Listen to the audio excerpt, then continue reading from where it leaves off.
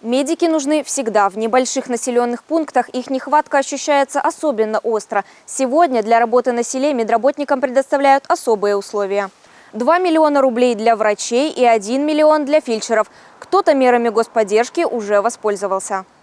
Людмила Дунаева работает педиатром в селе Зеленец. Вот уже полгода заботится о местных ребятах. Врачом, говорит, мечтала стать с детства. Получила высшее в Ярославле и вернулась в Коми. Однако поначалу врач работала в Сыктывкаре. Позднее заключила договор на 5 лет с районной амбулаторией. Государство же, в свою очередь, поддержало трудоустройство в селе. Выплатило сумму в размере 2 миллионов рублей. Мы живем как семья, все друг друга знаем. Это легче в этом плане работать, да?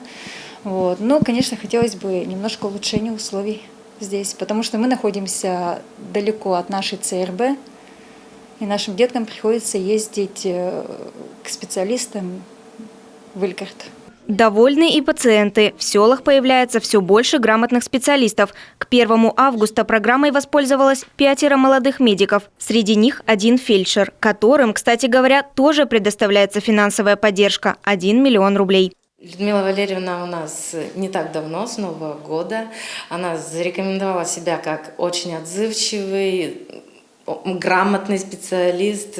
Каждому уделит внимание, что-то посоветует. В этом году в Коми к программе привлекут еще 45 врачей и 7 фельдшеров. 17 специалистов уже согласовывают документы. Стоит отметить, что в ближайшем будущем суммы выплат хотят увеличить, дабы полностью покрыть расходы на строительство или покупку собственного жилья на селе, что, соответственно, привлечет еще больше кадров. Лечат, можно сказать, по-новому. Новые препараты они назначают, я смотрю. Я тоже как бы постарше. Вот, они, можно сказать, и специалисты уже на выше голову нашего поколения, так скажу. Вот, это приятно, конечно.